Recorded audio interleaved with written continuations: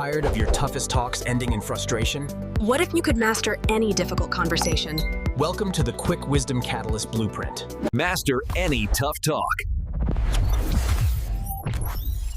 You know that knot in your stomach, that instant dread when you know a conversation really needs to happen, but you just want to run the other way. Yeah. Or maybe you've done the opposite, charged right in. Exactly. Only to find yourself totally misunderstood, frustrated, or maybe worse, watching the whole thing just blow up. Right. Awkward silence, resentment, not good. What if those really high stakes moments, the ones that often end so badly, could actually become your best chances for, real breakthroughs? That's the core idea, isn't it? Welcome to the deep dive. Today, we're jumping into crucial conversations, tools for talking when stakes are high. It's by Kerry Patterson, Joseph Grenny, Ron McMillan, and Al Switzler. A classic in the field. Really powerful stuff. Think of this as your masterclass in handling those moments. A shortcut, maybe, to getting understanding and achieving, powerful outcomes when it really counts. Mm-hmm. Our mission today, to pull out the most impactful tools from this amazing book. Tools that can fundamentally transform your communication, your relationships, your influence. Everything, really. And what's so fascinating here, it's not just about learning some new tricks or techniques. It's more about shifting your whole approach. How so? Well, it's not about winning or, getting your way. It's about working together to build what the authors call a pool of shared meaning. Pool of shared meaning. I like that image. Yeah. Imagine a shared space where everyone's information, their ideas, their feelings, they're all laid out safely. Everyone contributes. Okay. And the richer that pool gets, the better your decisions together will be. And just as importantly, the stronger your relationships become. Honestly, mastering these skills, it can improve pretty much every part of your life. Dinner table, boardroom, everywhere. So let's dive right in then. We all sort of feel it, don't we? When a conversation just feels different, heavier. But what exactly makes a conversation crucial, according to the book? Because knowing that definition, it changes how you see it, right? It's a brilliant place to start, yeah. The book defines it by 3 specific things coming together. They always show up together. First, the stakes are high. Okay, high stakes, like the outcome really matters a lot. To you, maybe to the other person, or to something important you both care about. Think about asking your boss for that raise you definitely deserve. Yeah, definitely high stakes there. Or discussing a big financial decision with your partner. These aren't just casual chats about the weather. It's the internal alarm bell going off, the one shouting, handle this carefully, or else. Exactly right. That's the feeling. The second element is differing opinions, you and the other person. You just don't see eye to eye on whatever the issue is. Okay, so disagreement. Yeah. Maybe you need to tell a teammate, look, you're consistently missing deadlines. Or, confront a friend about a promise they broke. Your views, your expectations, your understanding, they're just not aligned. And the third one. This is the one that feels like it can send everything sideways so fast. Yes. Strong emotions. Feelings are involved, and they can escalate quickly. This is often where things really, devolve. Yeah. So when these 3 elements, high stakes, differing opinions, and strong emotions, when they all show up at the same time, you are absolutely 100% in a crucial conversation. Okay, so what happens then? Because most of us under that kind of pressure, we don't exactly shine, do we? No, we tend to fall into some pretty unhelpful patterns. The book calls these our styles under stress, and basically we either slip into silence or we resort to violence. Silence or violence. Wow, that sounds dramatic, but when you think about it, it's actually spot on, isn't it? Tell us more about those styles under stress. I bet our listeners recognize themselves in one or maybe both. Oh, absolutely. So when people choose silence, they're basically pulling back from that pool of shared meaning. They stop contributing. How does that look? Well, it could be masking, sugarcoating, hinting, maybe using sarcasm instead of just saying it straight, or avoiding, which is just dodging the topic completely, changing the subject. And sometimes it's outright withdrawing, literally leaving the room or just tuning out mentally. So instead of actually dealing with the problem, you just let it sit there and fester, which causes its own kind of pain, right? No. Resentment builds up. Precisely. Then on the other end of the spectrum, you've got violence. And this means trying to force your meaning into the pool, often at the expense of others. Okay, what does that look like? It can be controlling the conversation, maybe interrupting constantly, overstating facts, just dominating the airtime. Or it could be labeling, slapping negative stereotypes on people or dismissing their ideas out of hand. Like, oh, that's just ridiculous. Exactly. Or even outright attacking, which is belittling someone, making threats, getting personal. The point is, neither silence nor violence actually helps build that shared understanding. Right. They both block it. They block it. So the core goal, the authors stress this again and again, is to maintain or maybe sometimes restore dialogue. Because the more shared meaning you create together, the smarter your decisions will be, and ultimately the better your results in your relationships. Okay. This next part is where it gets really interesting, maybe even a bit counterintuitive for a lot of us. The book says before you even utter a word, before you approach the other person, you need to start with heart. That sounds, well, almost soft. But it's presented as the absolute foundation. Why is figuring out your motives before you talk so critical? It's everything. It's the foundation because our motives, they drive our behavior, consciously or unconsciously. If you walk into that crucial conversation thinking, I need to win, or I need to make them pay, or even just, I need to avoid feeling awkward. Which is a big one for many people. Huge. Then you're almost guaranteed to slip into silence or violence. Start with heart. It means getting crystal clear on your ideal motives. And you do that by asking yourself 3 really powerful questions. Okay, what are they? First, what do I really want for myself in this conversation? Maybe it's to feel respected, or to get a fair outcome, or just to be heard. Right. For myself. Second, what do I really want for the other person? Maybe you want them to succeed, or to understand your point of view, or maybe just to feel heard themselves. Okay, that's a shift. Thinking about them. It is. And third, what do I really want for our relationship? Do you want it to be strong? Yeah. Trusting, productive, long-term? Okay, I see the ideal there, but let's be honest, in the heat of the moment, when your blood's boiling, isn't it almost impossible to just pause and ask, what do I really want right now? Yeah. How do you actually do this when your adrenaline is pumping? That's absolutely the challenge. And it's why this takes practice, like any skill. But the key is the final step of start with heart. After asking those 3 questions, you then ask yourself, how would I behave right now if I truly wanted these things? Ah, okay. So connecting the want to the action. Exactly.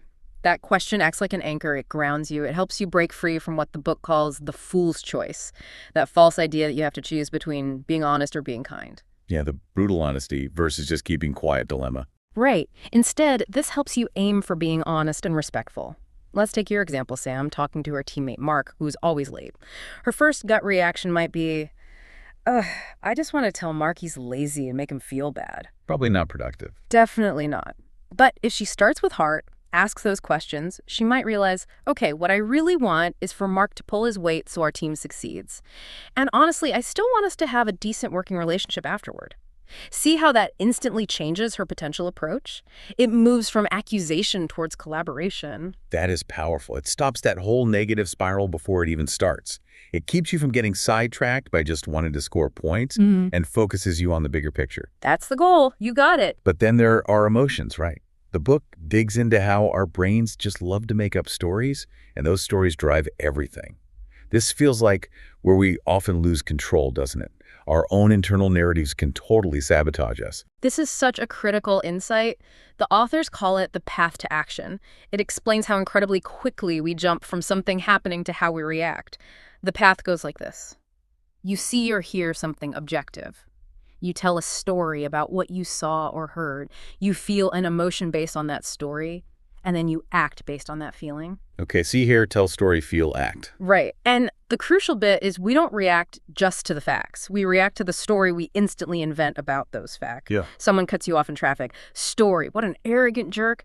Partner's late. Story. They obviously don't care about me. Oh, yeah. I do that. We all do that. We all do it. And these stories, they're often judgments about the other person's intentions or character, right?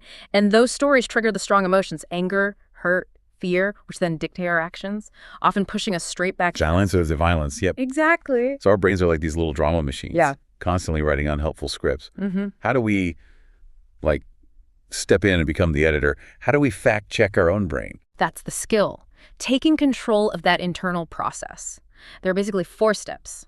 First, separate facts from stories. Ask yourself, what did they actually do or say? Just the observable data. Example, my coworker missed the report deadline. That's a fact, not they're lazy and don't care. That's a story. Okay. Fact versus story. Got it. Second, examine your feelings. What are you actually feeling right now? Frustration, anxiety, anger, just name it. Acknowledge it.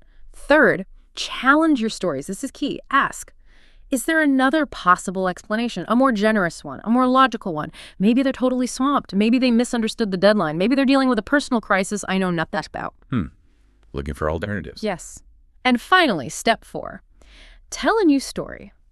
Consciously choose a more helpful, more accurate story, one that leads to productive emotions like curiosity or empathy, or maybe just concern instead of destructive ones like rage or defensiveness. This sounds like the perfect antidote to those knee-jerk reactions, doesn't it? The ones that blow things up or make us just shut down completely. It shifts you from wanting to accuse to wanting to understand. That feels huge. Our listener, Sam, would probably find this revolutionary. It really, really is. Think about Sam again. Imagine her boss, tough, maybe, but usually fair, gives her some pretty critical feedback on her project during a team meeting. Ouch. Public criticism. Yeah, tough spot. Her old, unhelpful story might instantly kick in. My boss thinks I'm incompetent. They're trying to make me look bad in front of everyone. And that leads to Feelings of anger, defensiveness, and the action. Maybe arguing back right there, or just shutting down completely, withdrawing. Neither helps. right. But if Sam uses this skill, master my stories, she pauses. Separates fact, boss gave critical feedback, from story. Boss thinks I'm incompetent. She challenges the story. Okay, wait, is there another explanation? Maybe the boss is just really concerned about the project hitting its goals. Maybe they don't actually know the full context of the work I put in. Okay, a more generous story. Right, so her new story becomes something like, my boss is concerned about the project outcome, and perhaps they don't have all the information yet. How does that feel different? Much less threatening. More like curiosity. Yeah, Maybe slight concern. exactly. And what action does that lead to? Maybe asking for a follow-up meeting to provide more context, asking clarifying questions, offering to explain her process. It keeps the dialogue open, productive. Huge difference. Okay, this is great. So you've done the crucial internal work. You've started with heart, got your motives straight. You've mastered your stories, got your emotions in check by challenging those unhelpful narratives. Now, the moment of truth, the rubber meets the road. How do you actually say what needs to be said without immediately making the other person defensive? Because that's where so many of us trip up, right? We mean well, but it comes out wrong, and bam, silence or violence again. This is where the State My Path framework comes in. It's a really practical blueprint for speaking persuasively, respectfully, and most importantly, safely. It's about actively building that pool of shared meaning, not just hoping it appears. Okay, STATE, it's an acronym. Yes. 5 elements, each designed to maintain safety in the conversation. First, S stands for share your facts. You start with the objective, non-controversial observations, the things that are hard to dispute. Why start there? Because facts are the least threatening. They're neutral. So instead of jumping in with, you're always late with these reports, which is a judgment and likely untrue. And guaranteed to make them defensive. Totally. You say something like, I noticed the last 3 team reports you were responsible for were submitted after the agreed upon deadline. See? Just the data. Okay, just the facts. No spin, no judgment. Got it. What's next? T. T is for tell your story. Now, you explain your conclusion, your interpretation based on those facts, but, and this is key, you use tentative language. You frame it clearly as your perspective, your concern, not as undeniable truth. So how would that sound? You might say, and my concern is that this could impact our team's reliability and potentially delay the overall project. Okay. My concern is, and could impact, potentially delay, not you are causing problems. Big difference. Very subtle, but crucial. Exactly. It invites dialogue, doesn't make accusations. Yeah. Third, A stands for ask for others' paths. Right after sharing your facts and tentative story, you immediately invite their perspective, show genuine curiosity. This actively pulls their meaning into the pool. So like, But I might be missing something here. Can you help me understand what's been happening from your end, or what's your perspective on this? okay, asking directly. Good. What's the second T? The second T reinforces the first one. Talk tentatively. This is vital all the way through for keeping things safe. You use phrases that soften the edges, reduce certainty, invite discussion rather than declaring war. Examples. Things like, perhaps, it seems to me, I'm wondering if, in my opinion, using I statements helps too. I'm starting to feel concerned rather than, you're making me concerned. Right. This keeps the door wide open for them to respond without feeling like they're being attacked or cornered. Exactly. And finally, the E stands for encourage testing. You genuinely want them to push back if they see it differently. You want them to challenge your view if it's incomplete or wrong. You demonstrate that you value their input, maybe even more than being right. How do you show that? You can explicitly say, please, if my take on this seems off, I really want to hear your perspective. Or do you see it differently? Tell me. Wow, okay, state. Share facts, tell story, ask for others' paths, talk tentatively, encourage testing. This framework feels incredibly practical. It tackles that fear of speaking up head on and also the frustration of feeling misunderstood. It turns a potential accusation into a genuine invitation for dialogue. Let's put it all together again with Sam and Mark, the teammate missing deadlines. Instead of the blame game, Sam could now use state. Maybe something like, hey, Mark, got a minute? I wanted to chat quickly about the team reports. I noticed the last 3 were submitted after their deadlines facts. And my concern is just that this could impact our team's reliability down the line and maybe delay the project My Story, told tentatively. But look, I might be missing the whole picture here. Can you help me understand what's been happening with those reports lately? Ask for others' paths. Seriously, if I've got this wrong, please tell me encourage testing. How does that land compared to the first approach? Night and day. It feels respectful, open, and focused on solving the problem, not blaming the person. Okay, but speaking effectively, using state, that's only half the equation, isn't it? Absolutely. Half the battle, maybe less. Once you've stated your path so carefully, they're going to share their path, and it might be wildly different from what you expected, or maybe delivered with strong emotion. Your next critical job, the book says, is to truly listen and make it safe for them to share everything. Which brings us to another great acronym, AMPP. Yes, AMPP. These are your tools for actively exploring their path, for making sure they feel genuinely heard and understood.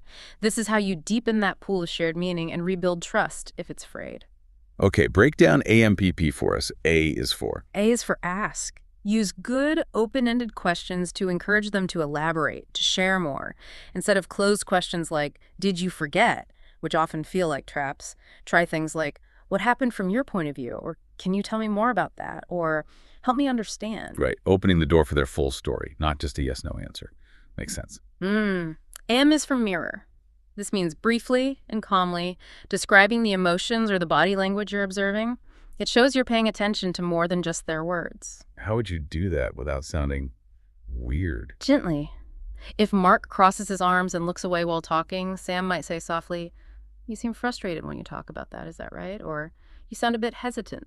It shows empathy and allows them to confirm or correct your perception without putting words in their mouth. Okay, mirroring. Subtle but powerful. What about the first P? First P is paraphrase. This is huge. Restate their message, their key points, in your own words. This does 2 critical things. Confirms your understanding is accurate, and maybe even more importantly, shows them you've truly listened and heard them. Example. Okay, so if I'm understanding you correctly, the main reason for the delay was this unexpected technical issue you ran into with the new software. Yeah, that's so powerful for clearing up misunderstandings before they snowball. And it really makes the other person feel validated, doesn't it? Like, okay, they actually got it. It builds connection instantly. And finally, the second P is for prime. This is a tool you use carefully, usually when the other person seems hesitant, maybe resistant, or is really struggling to articulate something. Priming the pump? Kind of. Exactly. You offer a careful, respectful guess about what they might be thinking or feeling, just to help them get started, to break the ice. Like, are you worried that I'm just here to blame you? Or it sounds like maybe you're feeling pretty overwhelmed with everything right now. It takes a bit of courage, but it can unlock things when someone's stuck in silence. Okay, AMPP. Ask, mirror, paraphrase, prime. This feels like the missing piece for so many failed conversations. It stops things devolving into just trading accusations back and forth. It actively builds trust and fills up that pool of shared meaning you mentioned. Let's see this in action with Sam and Mark. Right. So Sam has just used state, ending with, can you help me understand what's been happening? Mark maybe crosses his arms, looks away. It's just a lot right now. He's shutting down a bit. How does Sam use the AMPP? She could try mirroring and priming. Sam? Okay, it looks like maybe you're feeling a bit overwhelmed. Mirror and prime, what's making it a lot? Yes. Nice. Open question. Mark. Well, yeah. This massive new client project just got dropped on my desk last week, and honestly, it's eating up all my time. No one warned me it would be this demanding, and I'm just drowning. New information. Now Sam uses. Paraphrase, definitely, Sam. Yeah. Wow, okay, so if I'm hearing you right, this huge new client project landed unexpectedly, and it's taking basically all your focus right now, making it incredibly hard to get to the regular reports on time. Paraphrase. And it sounds like you maybe feel a bit blindsided by the workload, too. See, that whole interaction feels completely different now. It's understanding, not conflict. Exactly. That's the power of combining state with AMPP. You can talk about tough things safely and productively. But even a great conversation, a fantastic dialogue, doesn't mean much if it doesn't actually lead to anything changing, right? If you walk away and nothing happens. The book stresses ending with crystal clarity, which is often the bit we forget. Absolutely. This is the crucial final phase, moving from dialogue to actual results, making sure insights turn into action. There are a few clear steps for this. Okay, what are they? First, decide how you'll decide. Before you wrap up, explicitly agree on the decision-making method for any actions needed. The authors talk about 4 main ways. Command, one person decides. Consult, leader gets input, then decides. Vote, majority rules, or consensus, everyone agrees to support the final decision. Why is that important? It prevents confusion and resentment later. If everyone knows how the decision will be made, there are no surprises. For crucial conversations, aiming for consultation or consensus usually builds the most buy-in and commitment to follow through. That's really smart. Avoids assumptions. Yeah. Okay, decide how to decide. What's next? Second, document who does what by when. Make commitments concrete. Don't leave it vague. Clearly assign specific tasks, name the owners for each task, and set clear deadlines. And crucially, write it down. Even a quick follow-up email or a note in a shared system. Get it in writing. Yes. So, building on Sam and Mark. Okay, so we've agreed the next step is for me to talk to the manager about maybe reallocating some of your new client tasks, right? And you'll aim to get the revised budget report submitted by, say, end of day Wednesday. Does that sound accurate? Clear actions, owners, deadlines. Perfect. Yeah. And the final piece. Third, and maybe the most overlooked, follow-up. Accountability is key. Just checking in later briefly, supportively to ensure commitments were met. It shows you're serious, it reinforces the importance of the agreement, and it prevents those vague, yeah, we'll do that promises from just drifting away. It turns the insights from the conversation into real, tangible results. Okay, so let's wrap up the Sam and Mark example, bringing it to that clear, accountable close. Right. They've used state and AMPP. They understand each other now. Sam. Okay, Mark. So based on everything we've talked about, it feels like the best path forward is one, I'll talk to the manager this afternoon about getting some help or reallocating some of your tasks on that new client project. And two, you'll focus on catching up on those missed reports. Would you be able to get them submitted by, say, tomorrow afternoon if we can get you that relief? Setting a clear expectation. Mark, yeah, absolutely. If I can get some breathing room on the new project, I can definitely hit that deadline. And hey, thanks for actually listening, Sam. I appreciate it. Building the relationship, too. Nice. Great. Okay, so plan is, I'll speak to the manager by lunchtime today. You'll aim for the reports by tomorrow afternoon. I'll just quickly check in with you tomorrow afternoon to see how it's going. Sound good? Perfect. No ambiguity, clear commitment, shared plan. Everyone knows what's next. That's how you turn a crucial conversation into a productive outcome. Okay, that is a huge amount of powerful wisdom we've just unpacked from crucial conversations. Really practical stuff. But theory is one thing, action is another. So now, let's move to your crucial conversations action blueprint. You've got the tools now. Let's talk about how you can start using them. Like today, what are some immediate actionable steps? Right, let's make this really concrete. These are things you can start practicing right away. And remember, don't try to master everything at once. Pick one thing. Okay, step one. Step one. Before your next important discussion, could be tomorrow, could be next week, spend just 2 to 5 minutes doing Start with Heart. Seriously, just sit quietly and ask yourself, what do I really want for me, for them, for the relationship? How would I act if I really wanted those things? That small investment can totally change the trajectory of the conversation. Okay, start with heart before you start talking. Easy enough. Step two. Step two. The next time you feel a strong emotion, frustration, anger, fear coming up in any situation, pause just for a second and try to pinpoint the story you're telling yourself. Ask, what are the bare facts here? What's my interpretation? Then consciously try to find one other possible, maybe more generous explanation for the facts. Deliberately choose that new, more helpful story. See how it shifts your feeling. Practice mastering your stories in real time. Okay, step three. Step three. In your next actual crucial conversation, don't try to do everything perfectly. Focus on just one state skill. Maybe the easiest one to start with is just share your facts. Instead of launching into judgment, you never listen. Just start with an objective observation. I noticed that during the meeting, when I was speaking, you were looking at your phone. Yeah. Just practice that one piece. Start small with state. Good advice. Yeah. And step 4. Step 4, practice AMPP skills in everyday, low-stakes conversations. When you're chatting with a friend, a family member, a colleague about something simple, practice asking open-ended questions. Oh, tell me more about that. Practice paraphrasing. So if I'm getting this right, you mean. The more you practice these listening skills when the pressure isn't on, the more naturally they'll come out when it really matters. Low-stakes practice for high-stakes situations. Brilliant. Exactly. Remember, these are skills like learning an instrument or a sport. They develop with consistent, conscious practice. So start small, pick one tool, pay attention to how it goes, both in yourself and others, and just keep practicing. Self-correction is part of the process. You now have the map. You have the tools. The journey really begins with that first intentional step, maybe trying just one of these things this week.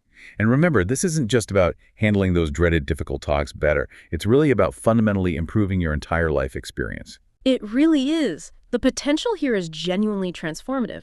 When you get better at these conversations, you'll see dramatic improvements in your personal relationships with your partner, your kids, your friends, your family, because you'll build deeper understanding and trust. Absolutely. Oh, huge impact. Yeah. Your career advancement, your leadership capabilities, they skyrocket because you're able to navigate complex team dynamics, give and receive feedback effectively, influence outcomes positively, and honestly, you'll just experience greater peace of mind, knowing you don't have to dread these conversations anymore, that you have the skills to handle challenges constructively. That's incredibly freeing. You gain so much more influence in every area of your life. You really do possess the power within you to transform your toughest talks into your greatest triumphs, your biggest breakthroughs.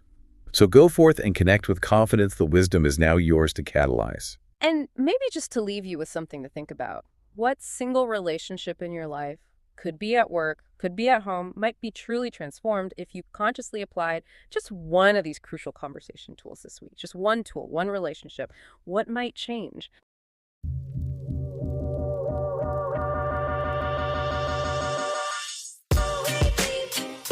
Subscribe to Quick Wisdom Catalyst. Like, share, and comment on this video. Confident communication starts now.